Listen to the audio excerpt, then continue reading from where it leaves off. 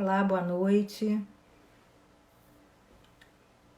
Vamos aguardar o pessoal chegando, entrando, para eu me apresentar.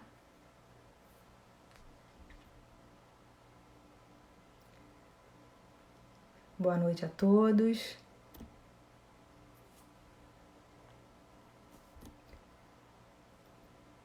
Então vamos lá. Meu nome é Andréa Bacelar, eu sou médica, neurologista e especialista em medicina do sono. Eu moro no Rio de Janeiro, eu tenho uma clínica, né, a Clínica Bacelar, é uma clínica familiar, né, minha família toda de neurologistas. E eu me especializei em medicina do sono em São Paulo e atualmente sou a presidente da Associação Brasileira do Sono, que tem sede em São Paulo. Então, é com muita alegria, né, que eu fui convidada pelo Catraca Livre para moderar essa live. É uma live que eu vou convidar um colega e amigo de trabalho também.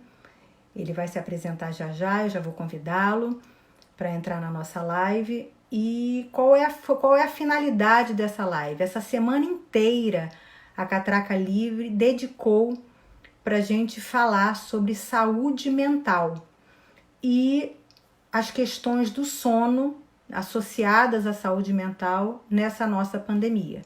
Então, chamem seus amigos, que a gente já vai começar. Eu vou convidar aqui, deixa eu só achá-lo, porque ele pediu para entrar aqui, deixa eu ver aqui.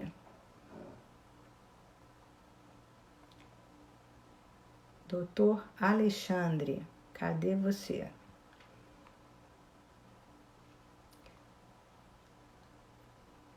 Não sei se é melhor sair e entrar novamente para me fazer o pedido e eu aceitar. Pode ser, doutor Alexandre? Bom, então, enquanto o meu convidado não aparece, eu queria falar com vocês o quanto que nessa pandemia os transtornos de sono, sozinhos ou associados, agravaram, pioraram. Opa, acho que ele está por aqui.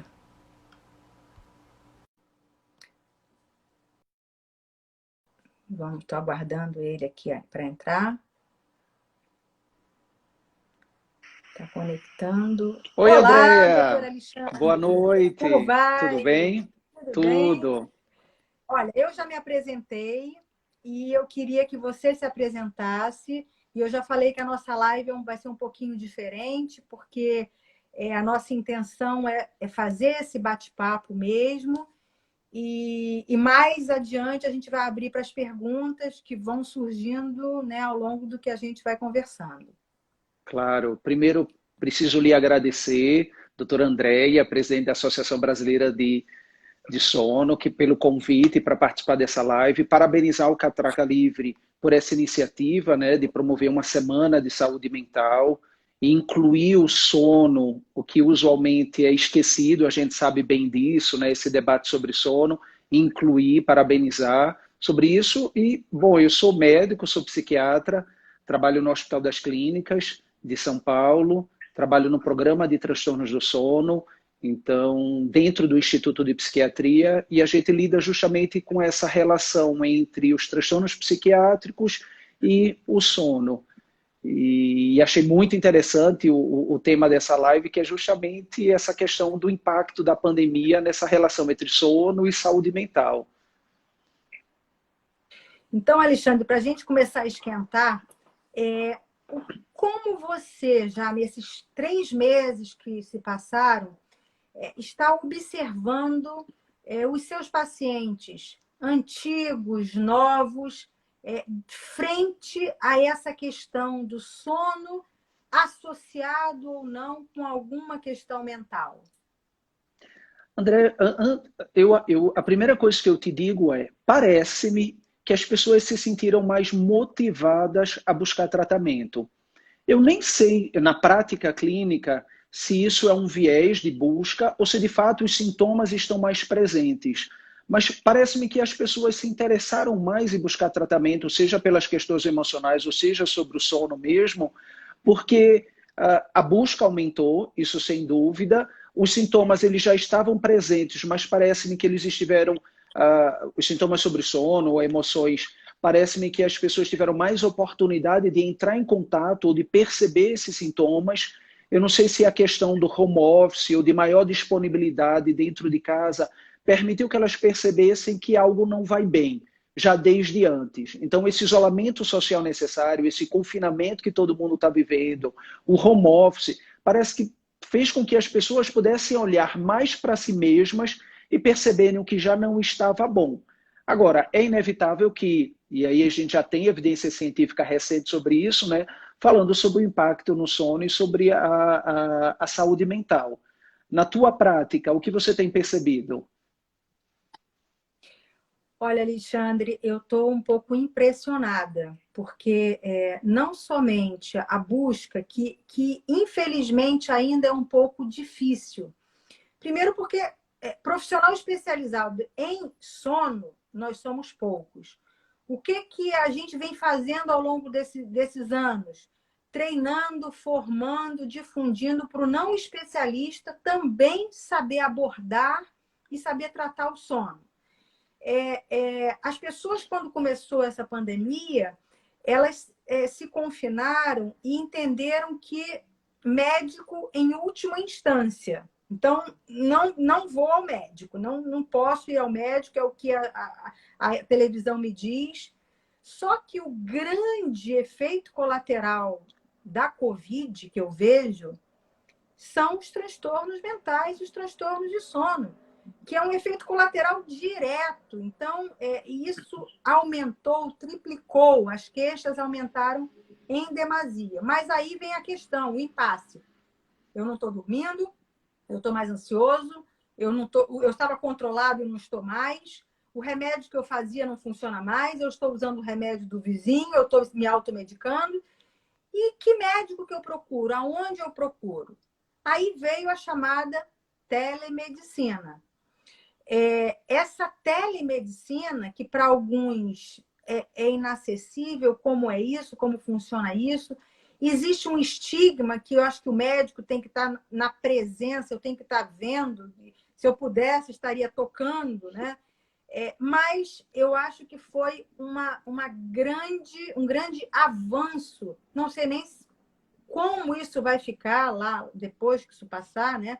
A quem a gente vai poder continuar recorrendo, a que tipo de especialista o CFM, o Conselho Federal de Medicina, vai deixar, mas muitas pessoas se beneficiaram muito, muito com a telemedicina. E na minha prática eu vi muito isso. Eu já tenho mais ou menos um mês que eu também voltei para a consulta presencial, mas lá em março, começo de abril, a teleorientação, a teleconsulta foi o que ajudou muita gente a não se desequilibrar completamente. Então, essa é a minha visão, assim, da minha experiência. Mas como você falou... Você falou do estranhamento, né, do paciente em relação à telemedicina, mas eu incluiria aí também o nosso estranhamento em relação a esse distanciamento, porque a gente tem também, como médicos formados, a gente também tem a questão do toque, da presença, etc. Então a gente também precisou se adaptar nessa questão. Quando você falou da questão da saúde mental e do sono, e da insônia, dos quadros que já existiam e parece que reagudizaram de alguma forma, o que eu vi na maioria dos meus pacientes e dos novos pacientes que foram incorporados, é que boa parte deles desorganizou o seu ritmo por uma questão de falta de rotina. Então, já que eu não precisarei mais acordar aquele determinado horário para sair para trabalhar, eu terei um tempo a mais para adormecer. Então, já que eu acordei mais tarde, eu estou dormindo mais tarde. E eles, de certa forma, fizeram uma desorganização do ritmo, do que é noite e dia, do que é sono e vigília. Inclusive, algumas permissões de cochilos durante o dia pessoas que antes nem precisariam e que acabaram por impactar no sono da noite. Então, boa parte dos meus pacientes que chegavam com queixa de uma aparente insônia, por exemplo, em relação à dificuldade para iniciar o sono, pareceu-me muito mais um atraso dessa fase de sono, um atraso desse bloco de sono, por falta de rotina. E isso na saúde mental também. Tanto que a primeira dica que eu dou para os meus pacientes sempre é: acorde no mesmo horário que você acordava, tome banho no mesmo horário que você tomava, faça as refeições no mesmo horário que você fazia. Então, trabalhe no mesmo horário que você trabalhava. Eu tenho percebido que alguns pacientes têm até extrapolado no horário de trabalho, já que eu estou ali mesmo e não vou ter tempo de deslocamento, eles ultrapassam o horário. Então, a principal dica que eu tenho dado para eles é disciplina, rotina. Você não está de férias, você não está se deslocando, mas você mantém a rotina, aproveita para tomar um café da manhã mais tranquilo, aproveita para fazer um almoço mais tranquilo, mas mantém a rotina. Tudo que a gente fala em humor, em ansiedade, em sono, a gente está incluindo aí ritmos biológicos. Então, manter disciplina de dia à noite, dormir, acordar, sono, vigília, isso impacta em todo o nosso equilíbrio fisiológico e psíquico também. Então, olha, o Alexandre está nos dizendo assim, o primeiro grande problema que essa pandemia gerou no nosso sono. A gente perdeu os nossos sincronizadores.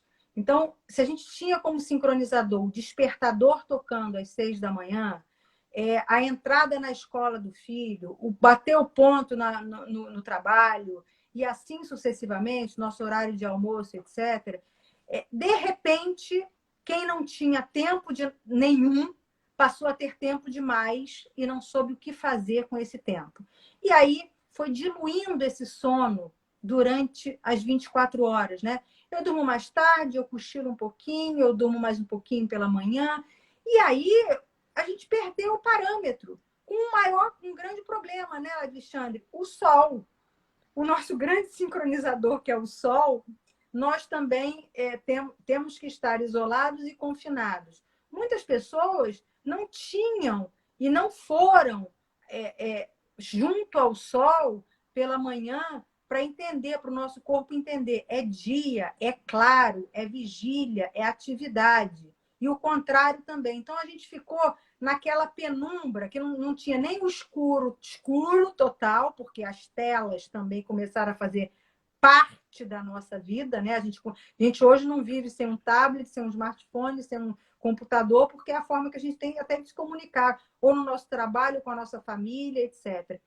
Então, a tela clara à noite e a ausência de sol durante o dia. Então, a gente está ali no meio do caminho o dia todo, e aí o nosso corpo não sabe. É dia ou é noite? É para eu dormir ou não é para eu ficar acordado?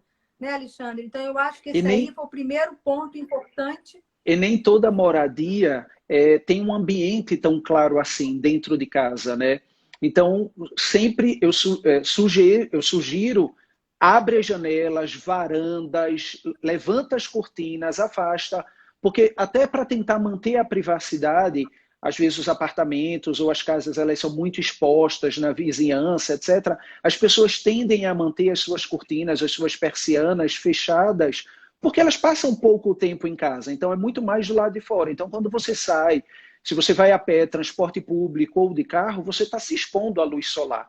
Não diretamente, mas à luminosidade solar. Então, o que eu tenho dito como regra é: acordou, deixa a luz entrar. Levanta todas as cortinas, abre persiana. Você não precisa estar no frio lá fora, se expondo ao sol, logo cedo pela manhã, mas deixa a luminosidade entrar em todos os ambientes de casa, para poder a gente receber essa sincronização, esse sinal de que é dia, para o teu cérebro entender espontaneamente de que é dia. Isso faz enorme diferença. A gente sabe isso no nosso dia a dia, a gente comenta isso com todos os nossos pacientes, parece uma bobagem, mas isso é um start inicial para começar bem o seu dia e, por sinal, para finalizar bem o seu dia, para iniciar bem o seu sono. Exatamente. Uma outra questão que eu vou deixar a pergunta só para você, porque você é bem especialista nessa área, Alexandre, é a questão da alimentação. A gente tem uma outra sincronização no nosso dia, né? Antes da pandemia, E 3 meses após, as pessoas ganharam peso. E alguns a gente se surpreende quando encontra, ganharam muito peso. Então, eu queria que você comentasse um pouco isso e na sua prática clínica, porque aos que estão nos escutando, né, nos assistindo, o doutor Alexandre trata muito, escreve, estuda muito sobre transtornos alimentares relacionados ao humor, relacionados ao sono. E aí, o que você pode nos dizer sobre essa questão alimentar na pandemia? Andréia, você falou, isso foi bem interessante, e isso eu replico para a questão do comportamento alimentar. Você falou, antes eu não tinha, quando a gente começou nessa quarentena, antes eu não tinha tempo para nada e parece que agora passou a sobrar tempo. Porque a gente tirou tempo de deslocamento, porque a gente parou a correria do escritório para casa, na alimentação funcionou da mesma forma. Essa sobra de tempo se transformou no que a gente chama de um comer beliscador. Então, as pessoas dentro de casa, na necessidade de fazer pausas para se levantar da sua cadeira, que nem todo mundo tinha um escritório dentro de casa, então passou a fazer o escritório no quarto, na bancada do quarto, na sala, na mesa de jantar. Então, essas pausas vieram usualmente acompanhadas de um comer. Então, o se levantar para fazer uma pausa, que antes numa empresa, no trabalho, era somente um cafezinho, se tornou fazer uma pausa e comer alguma coisa. Então, abre a geladeira, pega alguma coisa, belisca, come, bebe um suco, bebe um leite, que ao longo do dia, na vida normal, isso não aconteceria. Então, inevitavelmente, as pessoas começaram a comer mais nas 24 horas por esse padrão beliscador. Um outro ponto foi principalmente, eu diria para você, no primeiro mês e meio, a experiência de sintomas depressivos pelo próprio isolamento social. É como se tivessem roubado a nossa vida, né? Tiraram a gente da socialização, dos lugares que a gente costumava ir, das festas, dos ambientes, das folgas, e nos confinaram. Então, muitas pessoas começaram a desenvolver sintomas depressivos relacionados a isso, e também sintomas ansiosos na expectativa do que está por vir. O medo da própria infecção, o medo de se contaminar, o medo da perda financeira, o medo do impacto de quanto tempo esse isolamento durará. Então, tanto os sintomas afetivos de humor quanto os sintomas de ansiedade também levaram ou facilitaram o que a gente chama de hiperfagia, do comer exagerado, tanto nas refeições principais quanto entre as refeições. Então, esse comer beliscador. E outra coisa, com esse atraso de fase de sono, as pessoas indo dormir mais tarde por uma desorganização do seu ritmo, também passaram a comer mais à noite, no horário que usualmente não se comia, no horário que usualmente metabolicamente a gente gasta menos energia, portanto também favorecendo um ganho de peso. E aí, Alexandre, também eu acho que 2 questões também favoreceram esse ganho de peso. É o também chamado sistema de recompensa, né? Aquele indivíduo, eu como porque eu estou ansioso, porque eu estou deprimido, porque eu estou preocupado, né? Eu entro nessa questão das incertezas, mas eu também entro poxa, eu mereço, né? Eu estou aqui em casa, eu estou trabalhando, mesmo assim, estou fazendo o dever com o meu filho, que eu não fazia há muito tempo, estou tendo que faxinar, porque os funcionários, os secretários não estão com a gente, eu estou tendo que fazer isso tudo, então eu mereço comer isso, aquilo, outro. Então, esse sistema de recompensa ali, e aí a vontade do sistema são comidas calóricas, né? São os snack Palatáveis. foods, esses belisquetes mesmo, não são palatáveis, não é a clara de ovo que você vai ter vontade de comer ou uma alface. E isso é calórico, isso ganha peso. E a outra questão é a ausência e dificuldade da atividade física, né? Que também foi uma grande questão nesse confinamento. As pessoas... e é engraçado que isso é cultural, né? Se a gente fosse ver há 50 anos, numa pandemia, a gente não teria tanto essa questão que hoje as pessoas vão para a praia, vão para o calçadão, vão para as praças, academias, a gente tem a cada esquina. E aí a gente viu como é que as pessoas realmente, né, já estão culturalmente entendendo a necessidade da atividade física para o corpo, né, do tripé de uma boa saúde. E de repente, eu não faço mais exercício, fazer em casa, fazer sozinho, fazer pelo computador, não tem interesse. E foi mais um fator aí para o ganho de peso. E nem somente. Muitas pessoas associam a atividade física como também uma forma de se manterem bem emocionalmente. Então, a atividade física e o gasto energético também fazem com que elas se sintam bem confortáveis no gasto de ansiedade, no gasto da irritabilidade. Então, tirar essa oportunidade também facilitou a desestabilização do humor também, e também a piora da ansiedade. Isso que você está relatando, né, do quanto a gente incorporou esses hábitos e de repente a gente foi surpreendido com tudo isso.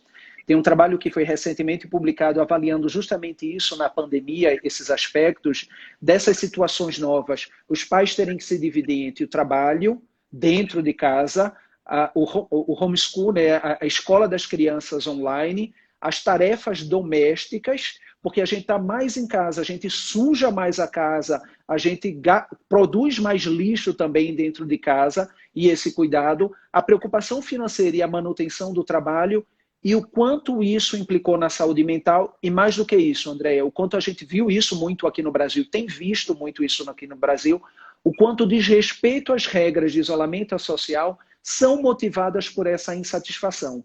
Então, todas essas preocupações, tornando o ambiente domiciliar de isolamento insuportável e insustentável, faz com que as pessoas acabem burlando e fazendo essas pequenas fugas. Então, em cidades de praia, você que é do Rio de Janeiro, a gente viu muito isso. Então, bate um sol, mesmo que a pessoa tenha a ideia e o conceito apropriado de que é um risco, toda essa angústia relacionada a esse confinamento faz com que psiquicamente ela burle essa regra e acaba se expondo a um risco muito maior. Isso define, inclusive, condutas de retorno às atividades comerciais, etc., motivadas por essa questão emocional, de decisões políticas, decisões econômicas, motivadas muito mais pela questão emocional do que pela questão racional. Então, vamos entrar um pouquinho, Alexandre, eu acho que na terceira grande questão desse efeito colateral da Covid na nossa vida, que foi a insônia. Existem trabalhos que mostram que até houve pessoas que passaram a dormir mais. Por quê? Porque o grande problema de sono, o maior transtorno de sono do mundo, é o sono insuficiente, ou seja, nós nos privamos voluntariamente de sono para cumprir todas as jornadas, para chegarmos no horário, etc. E, de repente, a gente pôde ficar mais tempo em casa. Então, inicialmente, e muitas pessoas que não têm problema emocional, mental, acabaram, eu dormia só 6 horas, eu dormia só 6 horas e meia, e agora eu estou conseguindo dormir 8 horas, porque eu estou podendo dormir 8 horas. E sem nenhum conflito de trabalho ou muitas demandas, esse indivíduo não desenvolveu insônia. Mas eu queria entrar nessa outra fatia, Alexandre, essas pessoas que podem dormir, têm um ambiente favorável para dormir e, devido a todos esses fatores determinantes de vida, começaram a ter dificuldade para pegar no sono, para manter o sono. O que você tem a me falar sobre isso na sua experiência? Logo em março, logo no começo de toda essa pandemia, e aí eu fui fazer uma pesquisa bibliográfica sobre esse impacto. Para você ter uma ideia, e já surgia um trabalho sobre isso. Sabe quais foram os primeiros trabalhos de avaliação de sono nessa época? Sobre os profissionais de saúde que trabalhavam diretamente com Covid. Foram as primeiras publicações, como estava o sono dessa população. E aí a prevalência de insônia quadruplicou nos profissionais de saúde, e as pesquisas eram especificamente sobre médicos e enfermeiros.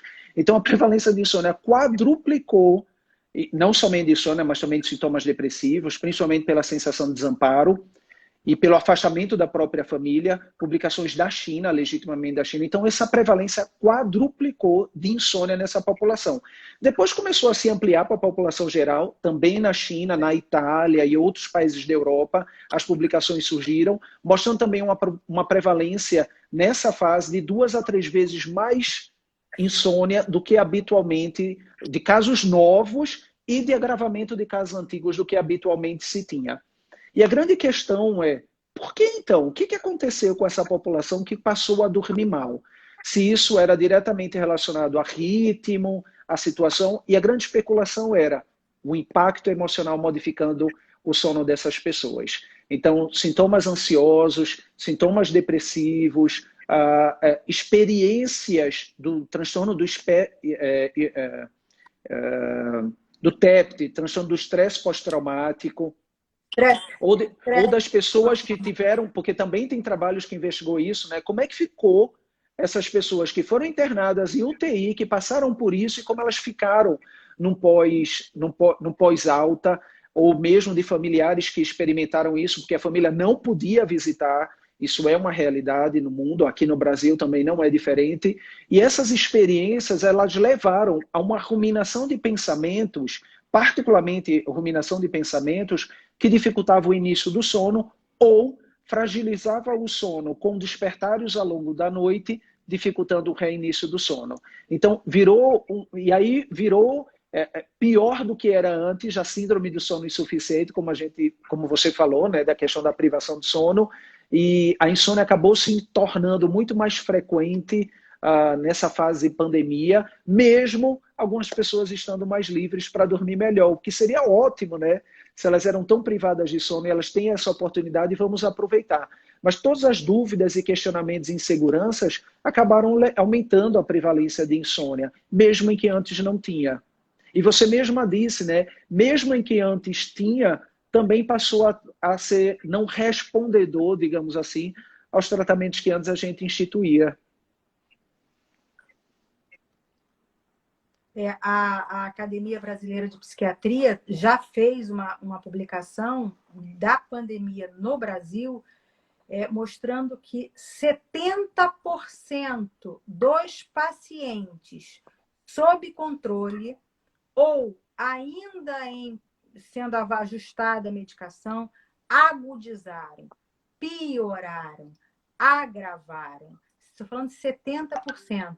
E também, quando começou a pandemia, eu fiz uma revisão das outras pandemias ou tragédias que o mundo viveu. Então, as grandes guerras, ebola, febre espanhola e tal, e vendo exatamente os profissionais de saúde, Alexandre, e o que se teve de resíduo foram longos anos, décadas de problemas de sono, problemas de transtorno de ansiedade, né? Para quem não sabe, o transtorno de estresse pós-traumático, o nome diz o que é, né? A gente vive, ele foi inicialmente classificado no pós-guerra, então as pessoas passavam por uma guerra, iam para a guerra, quando voltavam, e aí começavam a ter pesadelos, começavam a ter ansiedade, não conseguiam seguir a sua vida, precisando de medicação, de tratamento, de psicoterapia e assim sucessivamente. Então, mostrando uma comparação desses profissionais de saúde que estão no front e que inicialmente não sabiam que doença era essa, como se proteger, como é que era o contágio. A gente está construindo essa história de como é essa doença, né? De como tratar essa doença, de até essa vacina chegar, o que vai acontecer. Então, esses profissionais e os familiares desses profissionais estão sofrendo muito. E a nossa preocupação é o quanto isso vai durar pós-pandemia na saúde dessa população. Eu vou abrir agora, Alexandre, aqui, a gente vai continuar conversando, mas eu queria que vocês que estão aí nos assistindo pudessem, se quiserem fazer perguntas, eu vou abrir aqui. Vamos lá. Eu só queria aproveitar eu só queria aproveitar e incluir que a gente, embora não seja exclusivo boa parte dos transtornos do sono, boa parte das insônias, vamos chamar assim, elas estão relacionadas com transtornos mentais. Então, sempre que a pessoa apresentar sintomas de insônia, é obrigatório para o médico e para o profissional, ou mesmo a pessoa que está experimentando a insônia, é obrigatório a investigação a respeito de transtornos de humor, transtornos de ansiedade. Há uma prevalência, se a gente pensar em insônia crônica na população geral, dependendo do trabalho, gira em torno de 10, 15% da população. Mas quando a gente vai ver uma população transtorno mental, essa prevalência de insônia é de 50% a 75%. Então a gente precisa ter em mente que se instalou a insônia, é importante a gente fazer a investigação para outros quadros emocionais que estão associados. E nesse caso, a gente não vai... Isso é algo que eu bato sempre em aulas, em debates. A gente não vai colocar aí a hierarquia de que o que apareceu primeiro ou o que apareceu depois, o que é mais importante ou não. A gente vai tratar como uma comorbidade, ou seja, uma morbidade, uma doença que coexiste. E aí, quando a gente pensa em comorbidade, a gente tem que tratar os sintomas mentais, emocionais, seja depressão, ansiedade, e ao mesmo tempo tratar essa insônia, né? A gente precisa ter o olhar dirigido para ambos e dedicar o tratamento, seja farmacológico, medicamentoso ou não medicamentoso, para ambos ao mesmo tempo. Isso é até interessante, André, você abordar essa questão do tratamento não farmacológico. Uhum. É importante o que você falou, Alexandre, porque quando a gente pensa na insônia, ou quando a pessoa pensa, eu tenho insônia, olha, eu quero tratar insônia, eu quero curar insônia, eu não tinha insônia e é só isso. Quando um médico mais cuidadoso começa a perguntar, por que está perguntando tanta coisa? Porque a gente tem, se a gente pegar nossa mão, a gente tem que avaliar. O médico tem isso na cabeça. Então, ele vai avaliar essa questão psiquiátrica associada. Então, eu tenho alteração, ansiedade, preocupação excessiva, já tive depressão, tenho história na família de depressão, etc. A gente tem que avaliar outras questões clínicas. Quais são os remédios que esse paciente toma? O que ele tem? Ele tem problema de tireoide? Ele tem pressão alta? Ele tem diabetes? Os lipídios estão alterados? Ele vai urinar de madrugada? Ele tem dor, né? Dor em algum lugar do corpo por algum motivo? A terceira questão que a gente vai avaliar, a farmácia, a polifarmácia. O que esse paciente tem de medicação que pode ser estimulante? Esta medicação ser a causadora e que está agravando essa sua insônia. Ele pode ter outros transtornos de sono também. Então, o fato de ter insônia não significa que ele não tem apneia do sono. E, como você mesmo falou, a gente ganhou peso. E ganho de peso tem uma associação muito grande com alteração da circunferência do pescoço, ronco e chance de apneia, refluxo com mais chance de apneia, quem come próximo à hora de deitar. Então, são essas questões. Esse indivíduo, qual é o tempo de sono dele, que a gente chama de cronotipo. A gente tem que também se entender, que a gente tem que entender que nós somos indivíduos. Então, cada um tem um tempo de sono necessário, um horário de preferência de dormir e um horário de preferência de acordar. Então, se a gente não faz toda essa abordagem com o nosso paciente, e que na maioria das vezes a gente vai achar uma associação com essa insônia, a gente não vai tratar adequadamente, porque tratar insônia, gente, é difícil. É muito complicado. Não é me dá um remedinho para eu dormir. Esse é o lado mais fácil para o médico, se ele não quiser tocar na questão e passar um tarja preta, por exemplo, isso será um benefício inicial, porque relaxam, geram bem-estar, sim, mas não são medicações de escolha para tratamento de insônia, nem de ansiedade, né, Alexandre? Isso. Existe um momento do tranquilizante. Né? Eu vou pegar só esse gancho que você falou do cronotipo, né? de que alguns de nós, a gente tem uma tendência de um estado mais de alerta para o anoitecer, algum de nós um estado mais de alerta para o amanhecer. Isso vai modificar o horário que habitualmente o nosso sono fisiologicamente chega. O mais importante quando a gente pensa nisso, e teve uma campanha mundial de sono, que a gente falava respeite seu ritmo, respeite seu sono, é no sentido de você tentar aproximar e tentar, se possível, adequar os seus horários de dia e noite para aquilo que é legitimamente seu. Porque se você aproxima o que é o teu ritmo biológico, o teu relógio biológico da hora de adormecer e da hora de acordar, esse sono, esse bloco de sono será muito melhor aproveitado.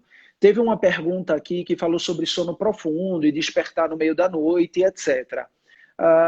Isso é um mito, né, André? Essa coisa do... Sono profundo é algo que a gente fala quando a gente está vendo um exame de polissonografia. Então, a gente tem lá o exame de polissonografia que mostra os estágios do sono, o ritmo das ondas elétricas modificadas, aí isso leva ao sono de ondas lentas, corresponderia ao sono profundo.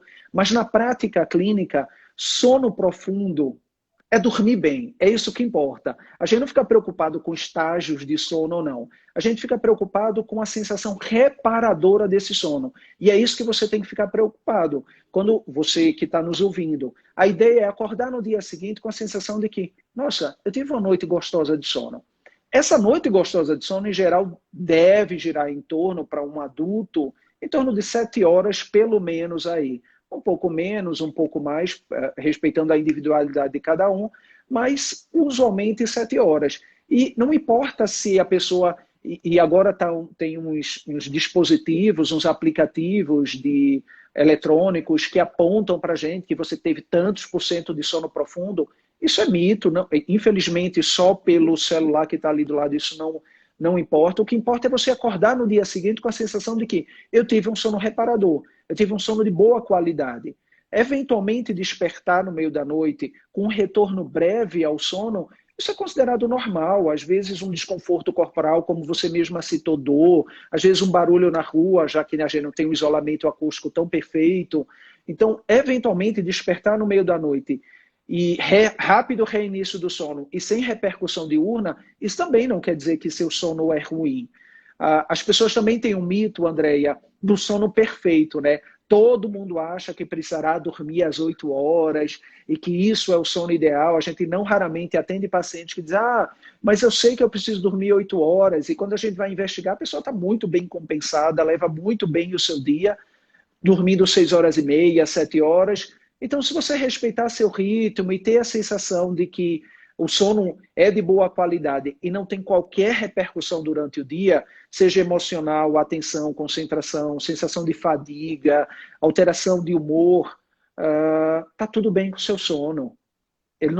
O sono ele precisa ser individualizado para cada um de nós.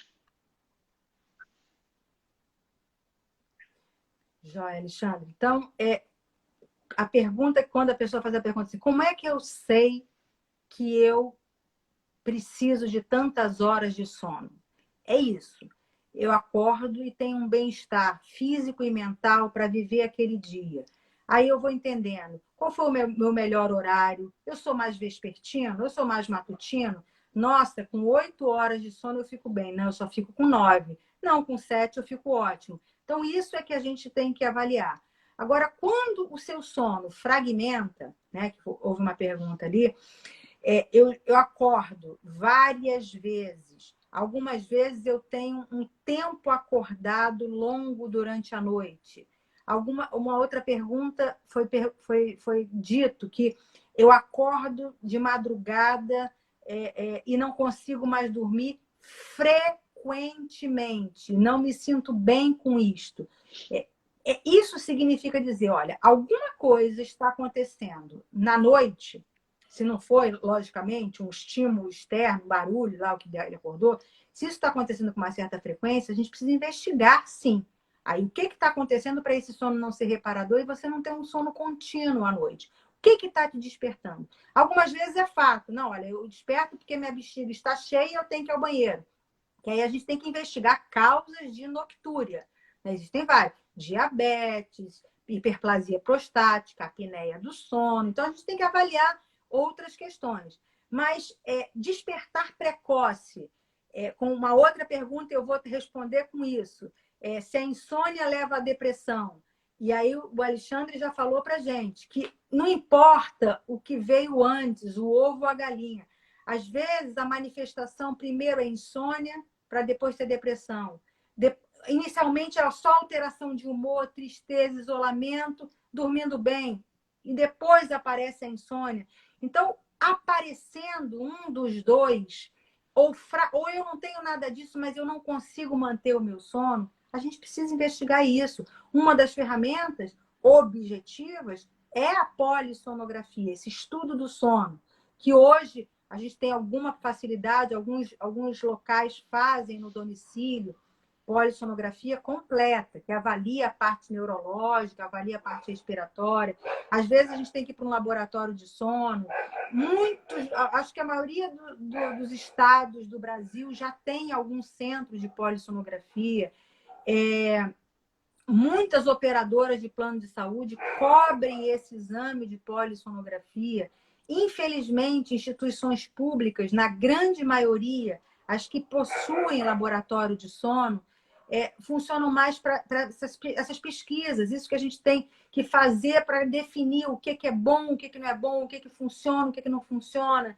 Infelizmente, a gente não tem, em grande porte, leitos públicos com esse fim. Mas o que eu quero dizer com isso? Que a gente precisa atentar para o nosso sono. A gente não pode achar que dormir pouco, dormir mal é isso mesmo, porque existem consequências objetivas e já muito bem determinadas na literatura, né? Dormir menos do que 6 horas cronicamente vai gerar complicações em longo prazo, cardiológicas, metabólicas, metabólicas, entenda-se, diabetes, obesidade, depressão, baixa imunidade. Então, tem tantas complicações que a gente vai ter pelo fato de dormir pouco ou dormir mal, que a finalidade dessa semana é a gente, olha, alerta, liga uma luzinha amarela ali e fala assim, olha, vou observar se o meu sono está de qualidade. E aí tem uma outra pergunta para você, Alexandre, aqui. O que afeta o metabolismo no metabolismo basal quando a gente dorme pouco, quando a gente tem débito de sono? Deixa só, antes de responder essa pergunta, um gancho teu, que assim, as pessoas elas olham tão pouco para o seu sono que se habituam a dormir mal. E aí elas acham que está tudo bem. Ontem mesmo eu atendi uma paciente que tem um histórico de dormir, é a primeira vez que ela procura um tratamento para o seu sono, e ela tem um histórico de dormir mal de verdade, há 5 anos. Só que ela teve um quadro depressivo associado. Ela tratou a depressão, remitiu completamente a depressão, ficou muito satisfeita com suas emoções e estava muito bem, e o sono passou a ser negligenciado porque ela estava bem. Então deixou de ser importante. E ela passou a dormir muito pior ainda recentemente com essa situação da pandemia. Então as pessoas se habituam a dormir mal e não têm ideia de que pode trazer toda essa repercussão que você citou. Esse é um ponto. Segundo ponto, só aproveitando, alguém perguntou sobre o álcool e depressão, etc., mas eu quero aproveitar e falar sobre o álcool e sono. Bebida alcoólica, ele funciona como um excelente indutor do sono. Mas calma, isso não significa que você deve beber. Por um motivo simples, ele piora e muito a continuidade do seu sono. Então ele é um falso bom indutor do sono. Quando você vai depurando a bebida alcoólica, esse sono começa a ser fragmentado, você tem muito mais risco de ter as pausas respiratórias, mesmo em quem não tem história de apneia do sono. Você tem muito mais risco de fazer pesadelos sob o efeito da depuração do álcool e fragmentá-lo com vários despertares e no dia seguinte ter um sono de péssima qualidade. Então, definitivamente, álcool e sono não combinam. Isso é um fato.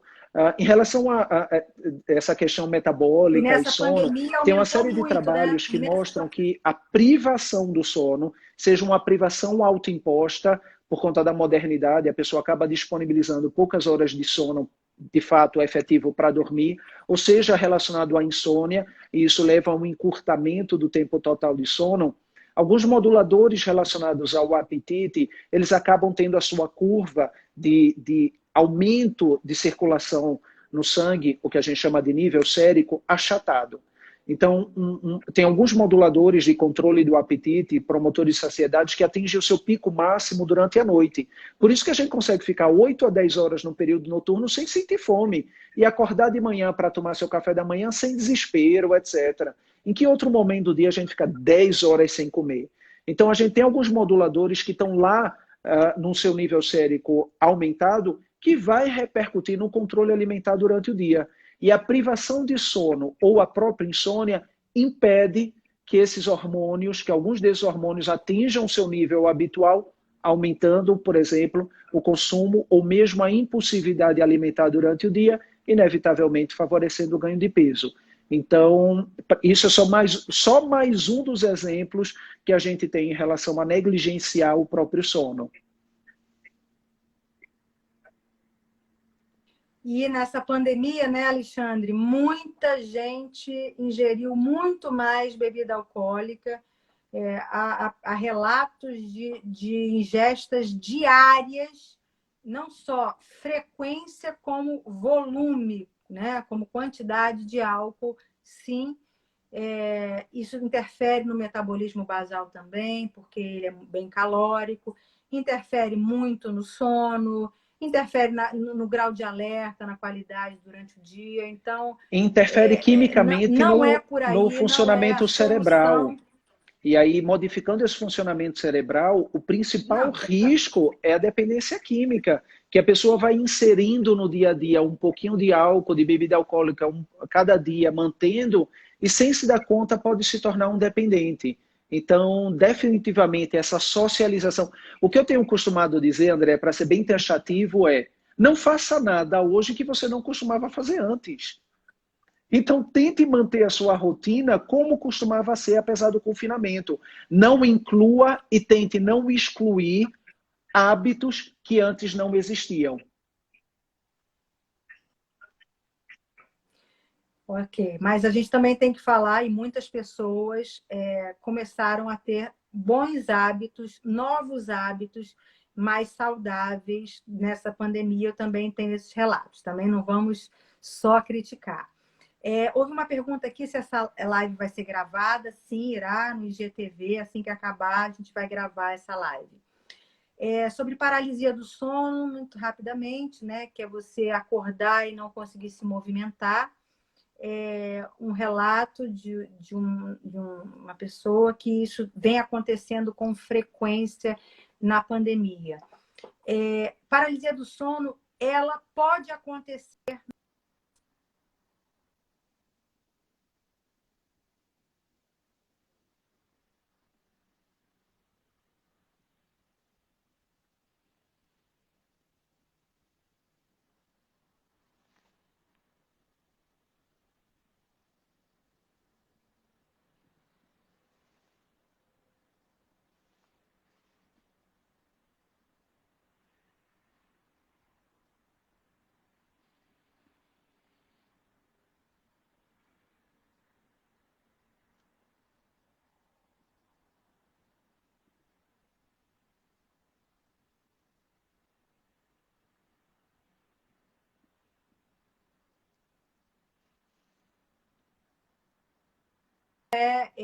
taxativo para isso. A gente tem que ter as outras questões também associadas.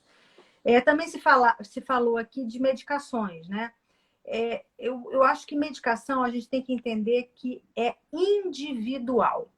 Não existe receita de bolo, não existe uma única medicação. Citaram aqui a trazodona, que é um antidepressivo, que pode ser utilizado sim para depressão, pode ser utilizado para insônia, a dose é variável, depende muito de cada paciente. Então, hoje, o tratamento da insônia é muito individualizado. Primeiro, a gente tem que definir aqueles 5 fatores associados. Muitas vezes é necessário lançar mão de alguma ferramenta. Às vezes a gente faz a polissonografia para descobrir questões que possam estar interferindo nessa fragmentação do sono. E depois é que